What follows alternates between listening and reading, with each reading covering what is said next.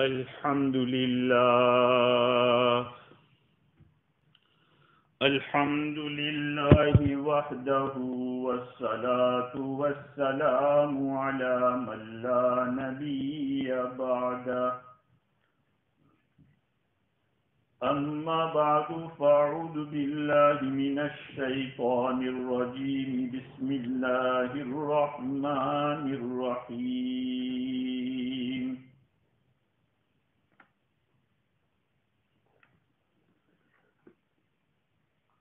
لا تحسبن الذين قتلوا في سبيل الله أمواتا بل أحياء عند ربهم يرزقون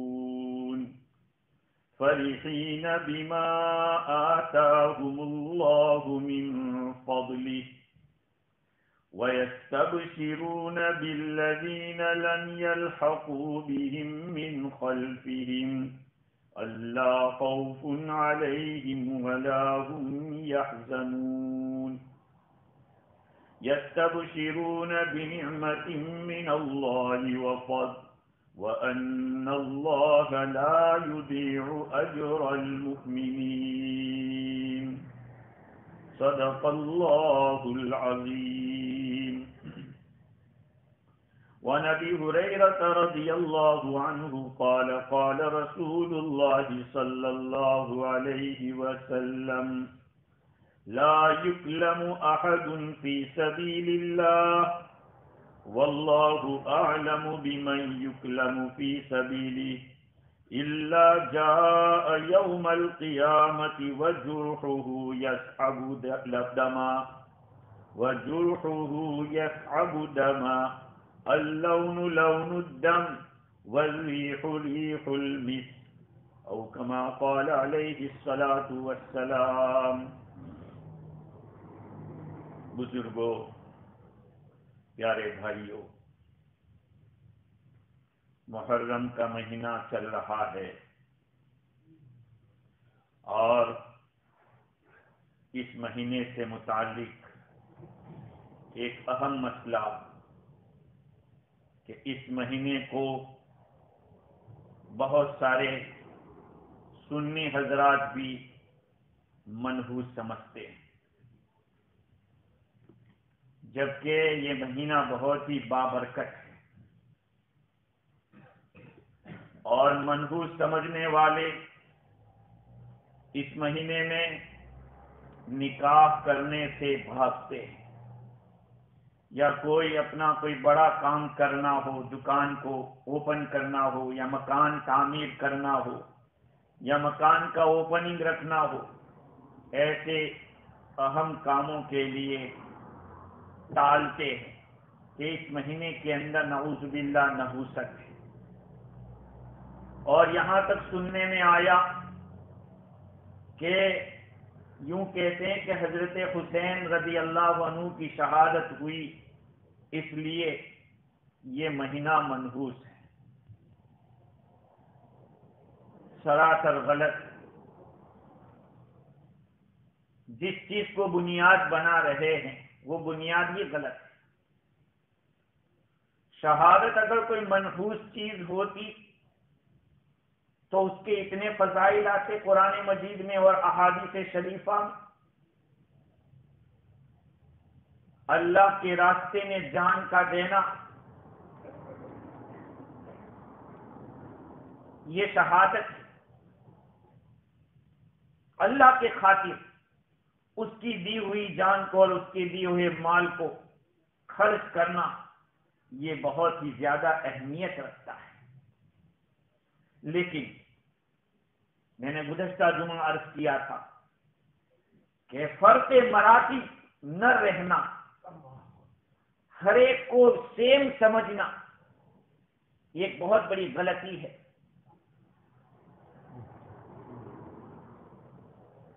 اور جس کا جو درجہ ہے اس کو مقدم نہ رکھنا اور اس کو پیچھے رکھنا، یہ ایک قسم کی ناقدری ہے. اس محرم کے مہینے میں حضرت عمر بن خطاب رضی اللہ تعالی عنہ شہید ہوئے پہلی محرم کو.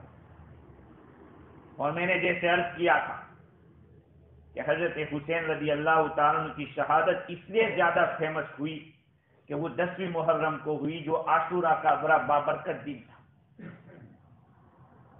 لیکن شیعوں نے اور غیروں نے اس میں ایک بہت بڑا رول ادا کیا، کیونکہ اسلام کے پہلے مہینے کو اگر منحوس قرار دیا جائے گا تو لوگ سمجھیں گے کہ سال پورا منحوس، یا جس دھرم والوں کا پہلا مہینہ ہی ایسا ہو تو ان کا سال کیسا ہوگا. یہ اصل میں شہادت کے مقام سے ناواقفیت اور قرآن مجید اور احادیث شریفہ سے دوری کی بنیاد پر اس طرح کی باتیں ہو رہی ہیں. ورنہ شہادت ایک بہت ہی زیادہ قابل وقت چیز ہے. اللہ رب العزت جسے چاہتا ہے اسے شہادت کا مقام دیتا ہے، شہادت دیتا ہے، اس کے راستے کی موت دیتا ہے. حضرت عمر رضی اللہ تعالی عنہ دعا کرتے تھے اللہم ارزقنی شہادتا فی سبیلک، او کما قال رضی اللہ عنہ، اے اللہ مجھے تیرے راستے کی شہادت عطا کر. آخر اس کے اندر کوئی دم تو ہوگا اس شہادت کے اندر، کیوں مانگتے ہیں؟ تو حضرت حسین رضی اللہ تعالی عنہ کی جو شہادت ہے اس کو شیعہ لوگوں نے منحوس مانا اور اس کے اوپر وہ پورا مہینہ ماتم کرتے. بھئی ماتم تو ان کا کیا جاتا ہے جو مر چکے ہو، شہداء مرتے نہیں ہیں، وہ تو زندہ ہوتے ہیں. قرآن کہتا ہے وَلَا تَقُولُوا لِمَنْ يُقْتَلُ فِي سَبِيلِ اللَّهِ أَمْوَاتٌ بَلْ أَحْيَاءٌ وَلَكِنْ لَا تَشْعُرُونَ. جو لوگ اللہ کے راستے میں قتل کیے جاتے ہیں ان کو تم مردہ مت کہو. لا تقولوا مت کہنا، جو لوگ اللہ کے راستے میں قتل کیے جاتے ہیں ان کو تم مردہ مت کہنا، اموات مردہ مت کہنا. بل احیاء ولکن لا تشعرون، بلکہ وہ تو زندہ ہے لیکن تمہیں پتہ نہیں.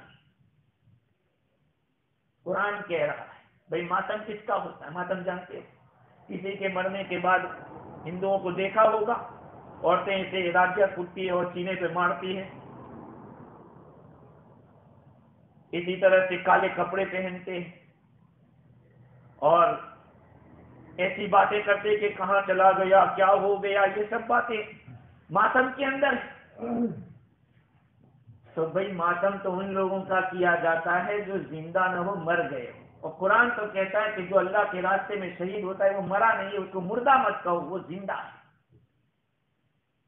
لا تحسبن الذين قتلوا في سبيل الله امواتا، ہرگز گمان مت کرنا ان لوگوں کے بارے میں جو اللہ کے راستے میں قتل کیے گئے کہ وہ مردہ ہے. مردہ مت شمار کرنا، مردہ مت سمجھنا ان کو. بل احیاء عند ربهم يرزقون، بلکہ وہ تو زندہ ہے، ان کو رزق دیا جاتا ہے تمہارے رب کیا، ان کے رب کے پاس ان کو رزق دیا جاتا ہے. آپ دیکھیے قرآن کہہ رہا ہے کہ جو اللہ کے راستے میں اپنی جان دے گا وہ مردہ نہیں ہے، وہ زندہ ہے. لہذا حضرت حسین رضی اللہ تعالیٰ عنہ کی شہادت کو جو شہید کو مردہ سمجھتا وہ ماتم کرے گا. ہم تو شہید کو ایک نئی زندگی بلکہ بہت ہی بڑی زندگی کا مالک سمجھتے ہیں جو شہید ہوتا ہے. میرے بھائیو، اللہ تعالیٰ کے راستے کے اندر اگر تھوڑا سا زخم بھی لگا ہوگا، احادیث شریفہ دلالت کرتی ہے کہ اس کی بڑی قیمت ہوگی. چنانچہ حضرت ابو ہریرہ رضی اللہ تعالیٰ عنہ کی روایت ہے، رسول اکرم صلی اللہ علیہ وسلم نے ارشاد فرمایا کہ لا یکلم احد فی سبیل اللہ، جس کسی کو اللہ کے راستے میں زخم لگا ہے، زخم، اور اللہ جانتا ہے کہ اس چیز کو زخم لگا ہے. یعنی بہت پھیلانے کی ضرورت نہیں، اخلاص کی ضرورت ہے. اللہ جانتا ہے کہ کس کو زخم لگا ہے. کیا ہوگا؟ الا جاء یوم القیامہ، جس کو زخم لگائے وہ کل قیامت میں آئے گا. وجرحہ یصعب دما، اس حال میں کہ اس کے زخم سے خون بہ رہا ہوگا، خون نکل رہا ہوگا. اللون لون الدم والریح ریح المسک، وہ جو بلڈ نکلے گا وہ تو کلر کا خون کا ہوگا، لیکن خوشبو اس کے اندر مشک کی ہوگی، وہ مہکے گا مشک کے. یہ نہ سمجھے کہ ایک آدمی کو اگر یہاں زخم لگائے اور دنیا کے اندر تو اس کے اندر بدبو آنے لگتی. نہیں، وہ جب اللہ کے راستے میں زخم کھایا ہوا آدمی اگر اسی زخم کے ساتھ مر گیا تو قیامت کے میدان میں وہ اس حال میں آئے گا کہ اس کے زخم سے خون نکل رہا ہوگا اور مشک کی طرف خوشبو مارتا ہوگا. امام نووی رحمت اللہ علیہ نے اس مقام کے اوپر بیان کیا، اس حدیث کے تحت جس کو ملا علی قاری رحمت اللہ علیہ نے لکھا کہ اس زخم والے کا اس طرح سے آنا یہ اس وجہ سے ہوگا کہ یہ چیز گواہ بن جائے کہ اس کو یہ جو مقام ملا ہے یہ زخم اللہ کی خاطر کھایا تھا. اس لیے اس نے اپنے آپ کو جو قربانی دی تھی اپنی اللہ کی طاعت کے اندر، اللہ کی فرما برداری کے اندر جو اس نے اپنے آپ کو کھپایا تھا، اس کا گواہ بن جائے کہ یہ زخم ہے، اس لیے اللہ نے اس کو یہ مقام دیا. بتائیے میرے عزیزو، شہادت کتنی قیمتی چیز ہے. آج دنیا کے اندر الیکٹرانک میڈیا میں دیکھو، جہاں حضرت حسین رضی اللہ تعالیٰ عنہ کے بارے میں شہادت کے اوپر باتیں ہو رہی ہے، اور اس کے ساتھ ساتھ شیعہ لوگ اپنے جو ماتم ہوتے ہیں وہ بھی رکھ رہے ہیں. دیکھ رہے ہیں لوگ کالے کپڑے پہن رہے ہیں، مار پیٹ کر رہے ہیں. اسلام یہ نہیں ہے. اس لیے ہر چیز کو سمجھو. کوئی کہتے چل پڑے کہا کہ ہاں بہت منحوس مہینہ ہے، اس میں تو اللہ کے رسول کے نواسے کی شہادت ہوئی ہے. ارے شہادت منحوس نہیں ہے. جس دن تم نے اللہ کے حکم کو توڑا وہ دن تمہارا منحوس ہے. اس کو تو کوئی سمجھتا نہیں.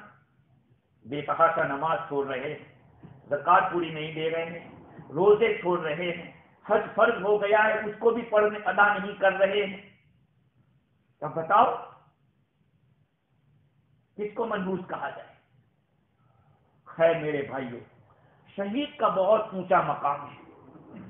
حضرت انس رضی اللہ تعالیٰ عنہ روایت کرتے ہیں، آقا صلی اللہ علیہ وسلم نے ارشاد فرمایا، ما من احد يدخل الجنہ يحب ان يرجع الى الدنيا وله ما في الارض من شيء الا الشهيد. جو کوئی بھی آدمی جنت میں داخل ہو جائے گا، کوئی بھی یہ پسند نہیں کرے گا کہ دنیا کی طرف واپس جائے. بھائی جنت میں انٹری ہو گئی، اب کیا ضرورت ہے باہر جانے کی؟ حضور صلی اللہ علیہ وسلم فرماتے ہیں کہ جو بھی جنت میں ایک دفعہ داخل ہو گیا وہ دنیا کی طرف اس کا جو کچھ بھی زمین کے اوپر جو کچھ سامان ہے، کچھ بھی ہو، کتنا ہی کیوں نہ ہو دنیا میں، لیکن وہ واپسی نہیں چاہے گا، کیونکہ نعمت جنت کی اللہ تعالیٰ نے ایسی رکھی. الا الشہید، مگر وہ آدمی جس نے اپنی جان اللہ کے خاطر، اللہ کے دین کے خاطر جس نے دی تھی، وہ شہید یہ چاہے گا کہ مجھے دنیا میں بھیج دو. یتمنا ان یرجع الی الدنیا فیقتل 10 مرات لما یرى من الکرامہ. کہتے ہیں کہ وہ یہ چاہے گا کہ مجھے دنیا کی طرف بھیج دیا جاوے، یہ تمنا کرے گا 10 مرتبہ میں شہید کیا جاؤں، 10 مرتبہ. ایک دفعہ آوے پھر وہ شہید کیا جاوے، پھر آوے پھر شہید کیا جاوے، پھر آوے، اس طرح سے کہا کہ 10 مرتبہ. یہ 10 کا جو عدد لکھا ہے وہ صرف کاؤنٹنگ کے لیے نہیں، کثرت بتانے کے لیے کہ بار بار میرے ساتھ یہ ہوتا رہے کہ میں اللہ کے خاطر ذبح ہوتا رہوں اور میں دنیا میں جاتا رہوں. کیوں؟ حضور فرماتے کہ لما یرا من الکرامتی، اس لیے کہ وہ شہید کا جو اعزاز دیکھے گا کہ شہید کو اللہ تعالیٰ اتنا نوازتا ہے، شہید کی عزت دیکھے گا، تو پھر وہ چاہے گا کہ مجھے دنیا میں جس وجہ سے مجھے یہ مقام مل رہا ہے، میں چاہتا ہوں کہ پھر جاؤں، پھر اللہ کے لیے جان دے کر آؤں۔ یہ ہے شہادت۔ اور ایک حدیث شریف میں ہے، حضرت مقدام ابن معدی کرب رضی اللہ تعالیٰ عنہ روایت کرتے ہیں، حضور اکرم صلی اللہ علیہ وسلم نے فرمایا کہ شہید کے لیے 6 خصلتیں ہیں، خصوصیتیں ہیں، 6 نعمتیں ہیں شہید کے لیے۔ جو آدمی اللہ کے خاطر، اللہ کے دین کے خاطر جان دیتا ہے، اس کے لیے 6 درجے ہیں، 6 باتیں اس کے ساتھ کی جائے گی۔ نمبر 1 یہ ہے، یغفر له فی اول دفعۃ، ایسے شہید ہوا ادھر اس کی مغفرت، سارے گناہ اس کے معاف۔ وَيُرَى مَقْعَدَهُ مِنَ الْجَنَّةِ، اس کو جنت میں اس کا ٹھکانہ دکھا دیا جاتا ہے، یہ تیری جنت ہے۔ یہ دوسری چیز۔ وَيُجَارُ مِنْ عَذَابِ الْقَبْرِ، اس کو عذاب قبر سے بچا لیا جاتا ہے، اس کو قبر کا عذاب نہیں ہوتا ہے۔ وَيَأْمَنُ مِنَ الْفَزْعِ الْأَكْبَرِ، اور جب فزع اکبر ہوگا، اللہ کے سامنے جب دوبارہ سور پھونک کر لوگوں کو حاضر کیا جائے گا، شہید کو کوئی گھبراہٹ نہیں ہوگی۔ اور وَيُوضَعُ عَلَى رَأْسِهِ تَاجُ الْوَقَارِ، اور شہید کے سر کے اوپر عزت کا تاج رکھا جائے گا۔ کیسا تاج ہوگا؟ الْيَاقُوتَةُ مِنْهَا خَيْرٌ مِنَ الدُّنْيَا وَمَا فِيهَا، کہ اس تاج کے اندر جو موتی لگائے ہوں گے، ایک ایک موتی ایسا ہوگا کہ دنیا اور دنیا میں جتنی ساری چیزیں ہیں، کہاں اس سے وہ موتی بہتر ہوگا، اتنا قیمتی ہوگا۔ اور وَيُزَوَّجُ سِنْتَيْنِ وَسَبْعِينَ زَوْجَةً مِنَ الْحُورِ الْعِينِ، جنت کی گوری گوری بڑی بڑی آنکھوں والی عورتوں میں سے 72 عورتوں کے ساتھ اس کا نکاح کر دیا جائے گا۔ یہاں ایک کے فاقے پڑھ رہے ہیں، کہا اللہ تعالیٰ جنت میں 72 پورے دے گا۔ ہاں سچی بات ہے، ہمارا ایمان ہے، ہمارے نبی نے بتلا دیا کہ ہمارا ایمان ہے کہ بالکل صحیح ہے۔ جو اللہ کے خاطر جان دے گا، شہید ہوگا، اللہ تعالیٰ بڑی بڑی آنکھوں والی اور گوری گوری چمڑی والی حور کے ساتھ، اور وہ بھی 72 حوروں کے ساتھ اللہ نکاح کرے گا۔ اور پھر ایک اور بات یہ ہوگی کہ شہید کے گھر کے اندر سے 70 آدمی کی سفارش قبول کی جائے گی۔ شہید اللہ کے سامنے سفارش کرے گا، 70 آدمی، اللہ تعالیٰ اس کو قبول کرے گا۔ دیکھیے آپ، شہادت کو منحوس سمجھا جا رہا ہے، اور اللہ کے نبی نے اتنی زیادہ ورچیوز اور اتنی ساری فضیلتیں بتلائی ہیں۔ سمجھیے تاریخ کے اندر کیا ہوا ہے۔ ہم مسلمانوں کے ساتھ ہماری بہت ساری جو قیمتی چیزیں تھیں اس کو چھپایا، اور ہماری یہ غلطی ہوئی کہ ہم نے نہ تاریخ کو دیکھنے کی کوشش کی، نہ سیرت کو دیکھنے کی کوشش کی، نہ حدیث کو دیکھنے کی کوشش کی، نہ تفسیر کو دیکھنے کی کوشش کی۔ ساری چیزیں قرآن میں بھی ہے، حدیث میں بھی ہے، اور شہادت کا اتنا اونچا مقام کہ یہ 6 نعمتیں شہید کو دی جائے۔ اور دوسری بات یہ ہے کہ سب سے پہلے جو جنت میں داخل ہوگا وہ پہلا شہید ہوگا۔ بھائی انبیاء کرام، حضور اکرم صلی اللہ علیہ وسلم کا جنت میں داخلہ یہ سب، لیکن عام امتوں کے اندر جو جنت میں پہلے داخل ہوگا، حضور اکرم صلی اللہ علیہ وسلم کا ارشاد حضرت ابو ہریرہ رضی اللہ تعالیٰ عنہ نقل کرتے ہیں کہ عرض علی اول ثلاثة يدخلون الجنہ، حضور فرماتے کہ میرے سامنے جنت میں داخل ہونے والوں میں 3 آدمی کو پیش کیا، 3 قسم کے آدمیوں کو پیش کیا کہ سب سے پہلے 3 قسم کے لوگ جنت میں جائیں گے، اس میں سب سے پہلے شہید ہوگا۔ دوسرے نمبر پہ عفیف متعفف، پاک دامن آدمی، گناہوں سے، زنا سے اور اس طرح کی حرکتوں سے پاک رہنے والا، یہ دوسرے نمبر۔ پاک دامن بھی ہو اور بتکلف پاک دامنی اختیار کرتا ہو. وَعَبْدٌ أَحْسَنَ عِبَادَةَ اللَّهِ وَنَصَحَ لِمَوَالِهِ، اور وہ غلام جس نے اللہ کے حقوق کو بھی ادا کیا، اچھی طرح سے اللہ کی عبادت کی، اور اپنے مالک جو اپنا آقا تھا اس آقا کی بھی صحیح طور پر اس نے خدمت کی، کہا یہ تین پہلے جنت میں داخل ہوں گے. شہید، اصل میں جو شہید کا لفظ ہے اس کے ایک معنی حاضر کے رہتے ہیں، حاضر. چونکہ شہید اس کی روح حاضر رہتی ہے، ہم کو پتہ نہیں چلتا وہ زندہ ہے. قرآن نے کہا ہے کہ جو اللہ کے راستے میں شہید ہو جائے، قتل کر دیا جائے، وہ مردہ نہیں ہے، وہ زندہ ہے. اب دیکھیے اللہ رب العزت نے شہید کا اتنا اونچا مقام رکھا ہے، اس کے باوجود شیعہ لوگ اس مہینے کو منحوس کہتے ہیں حضرت حسین کی شہادت کی وجہ سے. بھائی اگر شہادت ہی کی وجہ سے نحوست ہے تو اس مہینے کی پہلی تاریخ کو تو حضرت عمر رضی اللہ عنہ کی شہادت ہوئی ہے. ہمیں معلوم ہونا چاہیے کہ حضرت عمر رضی اللہ عنہ کون ہے. حضور اکرم صلی اللہ علیہ وسلم کے پہلے خلیفہ صدیق اکبر ابو بکر صدیق، جن کا نام عبداللہ ہے. عجیب بات یہ ہے کہ یہ چار خلیفہ ہیں، چاروں کے شروع کے نام میں عین سے شروع ہوتا ہے. عبداللہ، ابو بکر صدیق رضی اللہ عنہ کا نام عبداللہ. یہ ابو بکر جو ہے وہ ان کا لقب ہے. بکر کے معنی جلدی کرنا، اور ابو کے معنی باپ، جلدی کا باوا. حضرت صدیق اکبر رضی اللہ عنہ حضور کی طرف سے کوئی بھی بات پیش آتی تھی، پیش کی جاتی تھی، وہ جلدی کرتے تھے اس کو ایکسیپٹ کرنے کے اندر. جب معراج کے اندر حضور تشریف لائے، معراج کے دوسرے دن آپ نے فرمایا کہ میں اس طرح سے گیا تو کفار مکہ نے جھٹلایا. تو ان کفار مکہ نے صدیق اکبر رضی اللہ عنہ سے پوچھا کہ ایک آدمی اس طرح کی بات کرتا ہے کہ میں رات کو یہاں سے وہاں گیا اور وہاں سے اوپر گیا، آسمان کی سیر کر کے آیا. کہا کون کہتا ہے؟ کہا آپ کا ساتھی محمد. کہا بالکل صحیح ہے، میں مانتا ہوں. فوراً قبول. اس سے ابو بکر ان کا لقب بن گیا، اور عتیق بھی ان کا نام ہے کیونکہ وہ بہت خوبصورت تھے، اس لیے عتیق بھی ان کا لقب ہے. ان کا اصل نام عبداللہ ہے.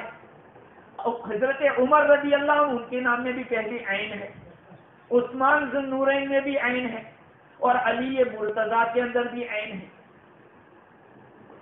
خیر، تو حضرت عمر فاروق رضی اللہ تعالی عنہ وہ ایک ہستی ہے کہ جن کو حضور اکرم صلی اللہ علیہ وسلم نے مانگا تھا.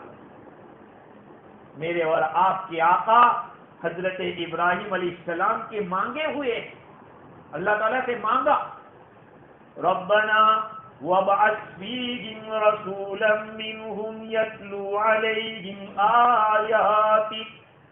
ابراہیم علیہ السلام کعبہ کی تعمیر کر رہے ہیں، دعا کر رہے ہیں، اے ہمارے رب آپ ان میں ایک ایسا رسول بھیج، انہی میں سے ایک ایسا رسول بھیج جو تیری کتاب کی تلاوت کرے، دلوں کا تزکیہ کرے، علم سکھائے لوگوں کو. ابراہیم علیہ السلام نے تو دعا کی تھی کئی ہزار سال پہلے، لیکن اپنی دعا کی قبولیت کا جو ظہور ہوا کئی ہزار سال کے بعد ہوا. آقا صلی اللہ علیہ وسلم کی شکل میں اللہ تعالیٰ نے آخری نبی کو بھیجا. تو ابراہیم علیہ السلام نے مانگا حضور کو، اور عمر بن خطاب رضی اللہ عنہ کو مانگا حضور اکرم صلی اللہ علیہ وسلم نے.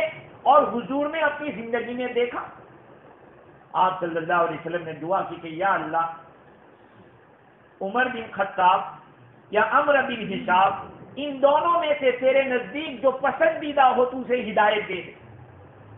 یہ دعا حضرت عمر بن خطاب رضی اللہ عنہ کے حق میں قبول ہوئی. اللہ تعالیٰ نے ان کو ہدایت دی. وہ لمبا واقعہ سب جانتے ہیں کس طرح اللہ نے ان کو ہدایت دی. یہ حضرت عمر رضی اللہ تعالیٰ عنہ اتنا بڑا آدمی جن کی خلافت 10.5 سال تک رہی، انہوں نے کچھ باتیں حضور کے سامنے پیش کی، اللہ نے آیت اتاری اس کے ان کی موافقت کے اندر. آیت آئی قرآن کی، کئی آیتیں اس طرح کی ہیں، لیکن ان کی شہادت کس طرح سے ہوئی؟ محرم کی پہلی تاریخ کو حضرت عمر رضی اللہ عنہ کی شہادت ہوئی ہے، پہلی محرم کو. کوئی نہیں جانتا، کوئی نہیں جانتا. کیوں؟ اس لیے کہ اس کو فیمس نہیں کیا گیا.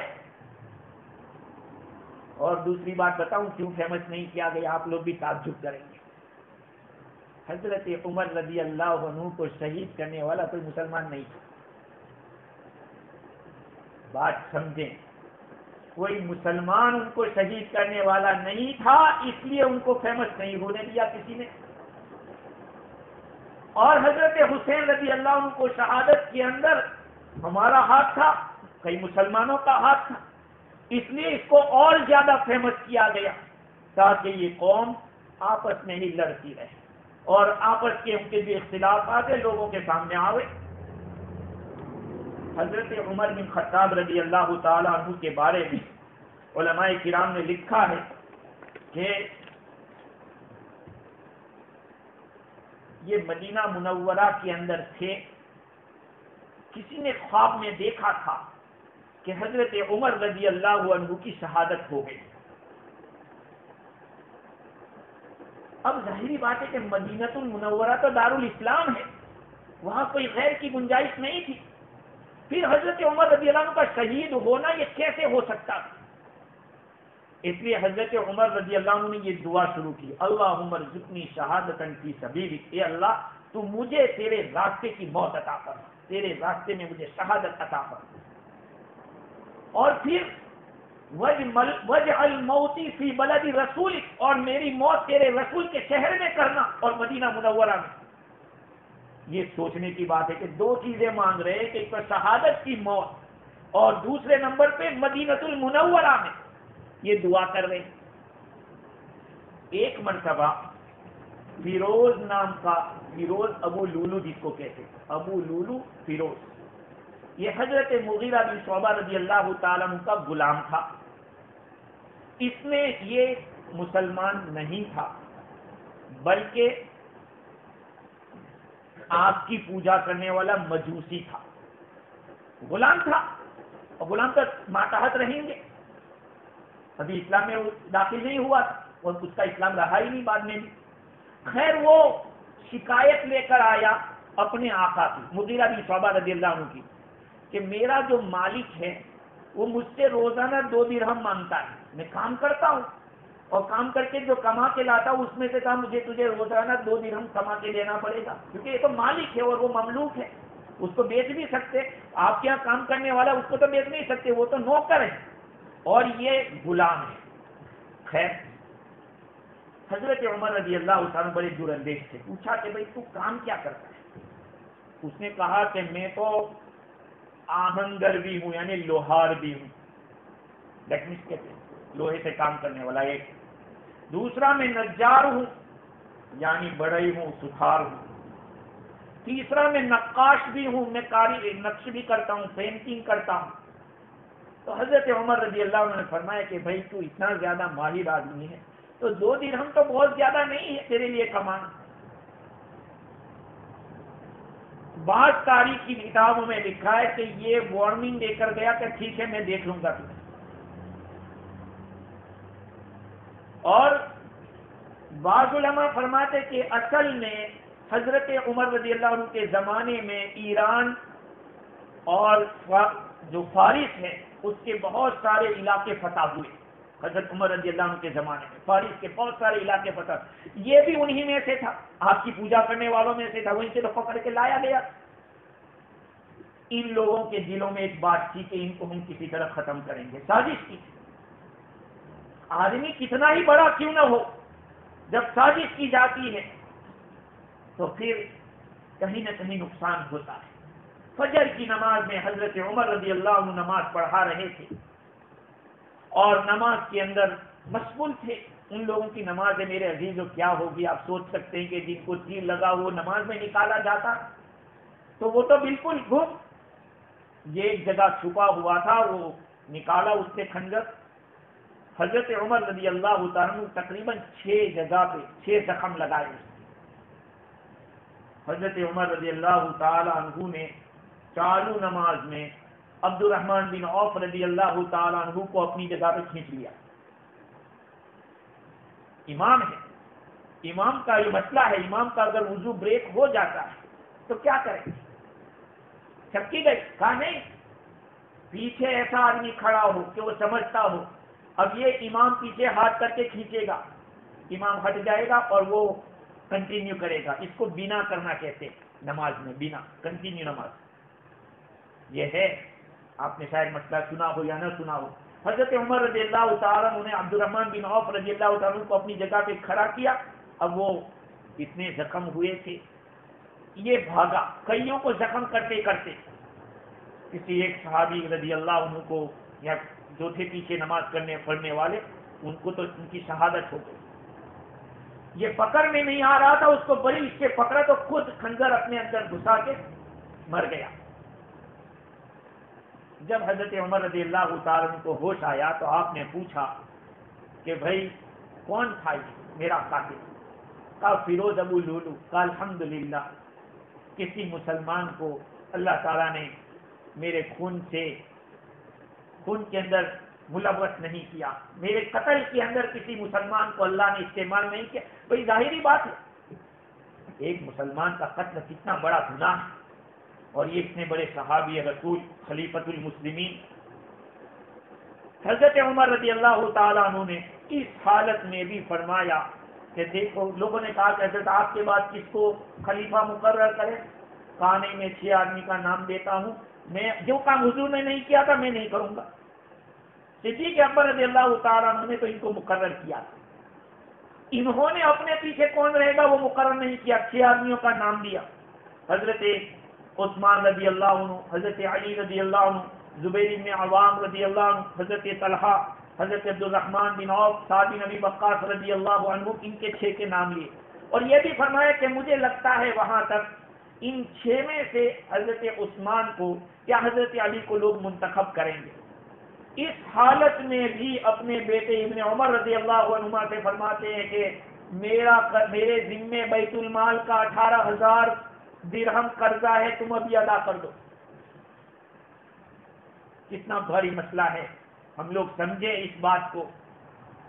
اپنے ذمے قرضہ جو ہوتا ہے، آدمی شہید ہو کر بھی کہا کہ قرضہ معاف نہیں ہوگا، اگر آدمی شہید ہو بھی جائے لیکن قرضہ معاف نہیں ہوگا۔ یہ حقوق العباد کی اہمیت سمجھیں آپ لوگ، اپنے رشتہ داروں کے حقوق ادا کریں۔ اگر ہمارے ماں باپ نے یا دادا نے شریعت کے مطابق تقسیم نہیں کیا ہے، اللہ تعالیٰ نے ہمیں عقل دی ہے، قرآن دیا ہے، حدیث دی ہے، علماء کو مفتیوں سے پوچھیں اور حقوق العباد کی ادائیگی کی فکر کریں۔ حضرت عمر رضی اللہ عنہ نے جب فرمایا کہ 18,000 درہم تم ادا کر دو، ابھی جا کے لوگوں نے کہا کہ حضرت یہ تو آپ نے راہ خیر میں خرچ کرنے کے لیے لیا تھا قرضہ۔ کہا کہ بات اپنی جگہ صحیح، لیکن میں نہیں چاہتا ہوں کہ میرے ذمہ یہ قرضہ رہے۔ آپ نے اپنے بیٹے کے پاس ادا کروا دیا، اور یکم محرم کو سن ہجری تقریباً 24 کو سن ہجری 24 تھی، اور انگریزی لحاظ سے 645 عیسوی، اس دن حضرت عمر رضی اللہ تعالیٰ عنہ کی شہادت ہوئی، اور جنازے کی نماز حضرت صہیب رضی اللہ تعالیٰ عنہ نے پڑھائی، صہیب رومی رضی اللہ تعالیٰ عنہ۔ میرے بھائیو، یہ حضرت عمر رضی اللہ تعالیٰ عنہ کی شہادت کا واقعہ ہے۔ اس کے ساتھ ساتھ ایک بات اور سنیں کہ یہ دنیا سے ابھی جا رہے ہیں، جب حضرت ابن عمر رضی اللہ عنہما کو 18,000 درہم قرضہ ادا کرنے کا حکم دیا بیٹے کو، وہیں یہ بات بھی کہی کہ جاؤ حضرت عائشہ کے پاس اور حضرت عائشہ سے اجازت لو کہ میرے 2 ساتھی کے ساتھ جو جگہ ہے آپ اگر اجازت دیں تو مجھے وہاں دفن کیا جائے، کرنے دیں، یہ اجازت ہے۔ حضرت عائشہ رضی اللہ تعالیٰ عنہ کے پاس جب آدمی گیا پوچھنے کے لیے تو آپ نے فرمایا کہ یہ جگہ تو میں نے اپنے لیے رکھی تھی، لیکن میں اپنے اوپر عمر بن خطاب کو ترجیح دیتی ہوں، میں ان کے لیے جگہ دے رہی ہوں۔ شاید بعض کتابوں میں یہ ہے کہ دفن سے پہلے بھی پوچھنا، اجازت لینا، یہ بھی بعض کتابوں میں نے پڑھا ہے۔ اب سوچئے یہ بات کہ ان لوگوں کے اندر حقوق العباد کا کتنا لحاظ تھا۔ اور ایک بات، شیعوں کے نزدیک چونکہ صدیق اکبر رضی اللہ عنہ پہلے خلیفہ ہیں، ہمارے نزدیک سب کے نزدیک صدیق اکبر پہلے خلیفہ ہیں، حضرت عمر رضی اللہ عنہ دوسرے خلیفہ ہیں، حضرت عثمان تیسرے خلیفہ ہیں، یہ ان کو نہیں مانتے، اس لیے ان دونوں کو مدینہ منورہ میں سلام بھی وہ پیش نہیں کرتے۔ ارے بے وقوفو، ان کو یہ سمجھنا چاہیے کہ یہ دونوں پوری امت کے اندر اس لیے افضل ہیں کہ ان کا جو خمیر بنا ہے، پہلے بھی میں نے عرض کیا تھا کہ جس آدمی کی مٹی جہاں پڑنے والی ہوتی ہے اس کی پیدائش کے وقت وہاں کی مٹی اسپم کے ساتھ ملا کے رحم مادر میں رکھی جاتی ہے۔ یہ دونوں حضرات کتنے پاک باز ہوں گے اور اللہ کے نزدیک کتنے محبوب ہوں گے کہ جس مٹی میں آقا صلی اللہ علیہ جس مٹی کی ملاوٹ حضور اکرم صلی اللہ علیہ وسلم کی پیدائش میں، اس کے پاس صدیق اکبر اور عمر فاروق بھی وہی اسی جگہ کے پاس سے وہ بنائے گئے، یعنی ان کو اللہ تعالیٰ نے وہاں دفن ہونا نصیب کیا ہے۔ آج میرے عزیزو، صحابہ کرام کی وقت لوگوں کے دلوں سے مٹتی جا رہی، اس کی بنیادی وجہ یہ ہے کہ ہم ان کے حالات نہیں پڑھتے، ہم ان کی زندگیاں نہیں پڑھتے، ہمیں پڑھنا چاہیے۔ اور جس کسی کے دل میں ایک بھی صحابی کے بارے میں کھوٹ ہوگی اس کو چاہیے کہ اپنے ایمان کی خیر منائے۔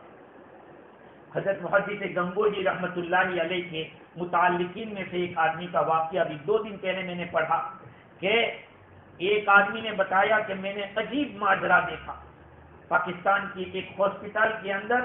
وہ اللہ کا بندہ گیا، کا ایک رشتے دار بیمار تھا، اس کو میں دیکھنے کے لیے گیا، تو وہیں پہ ایک آدمی کراہ رہا تھا، تو میں اس کو دیکھنے گیا تو اس نے کہا کہ کبھی شیعہ مت بننا۔ کیا ہوا؟ کہا نہیں، کبھی بھی شیعہ مت بننا۔ کہ بھئی وجہ کیا ہے آپ مجھے یہ کہہ رہے ہو؟ میں تو سنی ہوں۔ تو اس نے بتایا کہ میں تو شیعہ تھا اور صحابہ کے بارے میں میرے دل میں بہت زیادہ بغض تھا، میں دشمنی رکھتا تھا۔ ایک دن خواب میں کیا دیکھتا ہوں کہ قیامت کا عالم بپا ہے اور شدت کی پیاس مجھے لگ رہی ہے، تو میں پانی کی تلاش میں نکلا، اور روض الفائق کے اندر ایک روایت حضرت انس رضی اللہ عنہ کے حوالے سے لکھی ہے کہ آقا صلی اللہ علیہ وسلم نے ارشاد فرمایا کہ میری حوض کوثر کے 4 پائے ہیں، ایک پائے پہ صدیق اکبر ہوں گے، دوسرے پائے پہ عمر بن خطاب رضی اللہ عنہ ہوں گے، تیسرے کے اوپر عثمان ذو النورین رضی اللہ عنہ ہوں گے، چوتھی پہ علی مرتضیٰ رضی اللہ عنہ ہوں گے، یہ 4 ہوں گے۔ یہ روایت میں نے آج پڑھی ایک کتاب میں۔ تو وہ یہ شیعہ عقیدہ رکھنے والا کہتا ہے کہ میں خواب میں پانی کی تلاش میں نکلتا ہوں تو ایک جگہ حوض نظر آئی، تو میں نے سوچا کہ پانی پی لوں، تو وہاں لکھا ہوا تھا کہ ھذا حوض ابی بکر الصدیق، کا یہ تو ابوبکر صدیق کے حوض ہے۔ تو کہا نہیں، مجھے نہیں پینا ہے، کیونکہ دشمنی ہے ان کے دلوں میں، یہاں تک کہ وہ لوگ اپنے کتوں کے نام نعوذ باللہ ان صحابہ کے نام سے رکھتے ہیں، اتنا بغض۔ اب یہ آگے جاتا ہے تو پانی بل ملتا ہے تو دیکھا کہ وہاں بھی حضرت عمر کا رضی اللہ عنہ کا نام لکھا ہے۔ آگے جب گیا تو حضرت عثمان رضی اللہ عنہ کی تینوں سے مجھے نہیں پینا۔ اب آگے چلتا ہے تو حضرت علی رضی اللہ تعالیٰ عنہ کی تھی حوض، تو کہا کہ یہاں تو میں پیوں گا، وہاں حضرت علی رضی اللہ عنہ موجود تھے، فرمایا کہ بھائی وہاں کیوں نہیں پیا؟ کہا کہ نہیں، میں میرے دل میں ان سے بغض رکھتا، مجھے وہ لوگ پسند نہیں۔ کہا وہ پسند نہیں ہے تو ہمیں تم پسند نہیں ہو، جاؤ۔ یہ خواب کی بات ہے۔ تو خواب کے اندر پھر جو پٹائی ہوئی، کہتا ہے کہ میرے منہ کے سارے دانت گر گئے اور اس نے دکھائے کہ یہاں گرے ہوئے۔ یہ واقعہ کسی کا چشمدید واقعہ ہے میرے بھائیوں۔ کہا کہ تب سے میں لوگوں سے کہتا ہوں کہ کبھی شیعہ مت ہونا، کبھی شیعہ مت ہونا۔ صحابہ کرام کی محبت یہ ایمان ہے، ہم لوگوں کو سمجھنا پڑے گا۔ صحابہ کرام کے جب نام لو تو میرے بھائیوں ہماری طرح نہیں کہ اس نے اس طرح کے الفاظ مت بولو، ان لوگوں کا نام بولو تو بڑے احترام کے ساتھ بولو، بڑی تعظیم کے ساتھ بولو، کہیں ایسا نہ ہو کہ بے حرمتی کی وجہ سے ہم محروم ہو جائیں۔ بے ادبی ایک ایسی چیز ہے کہ آدمی اللہ کے فضل سے محروم ہو جاتا ہے۔ بے ادب محروم گشت از فضل رب، اس لیے ادب کا لحاظ رکھنا، صحابہ کرام کی شان میں گستاخی نہ ہو۔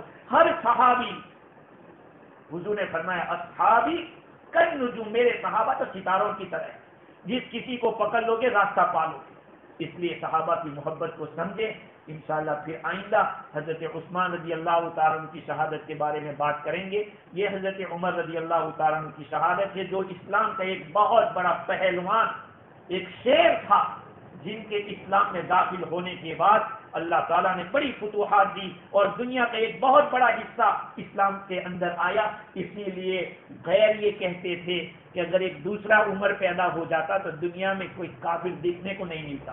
حضرت عمر رضی اللہ عنہ کے زمانے میں کتنی زیادہ فتوحات ہوئی کہ اگر دوسرا عمر پیدا ہوتا تو دنیا میں کوئی دکھتا نہیں.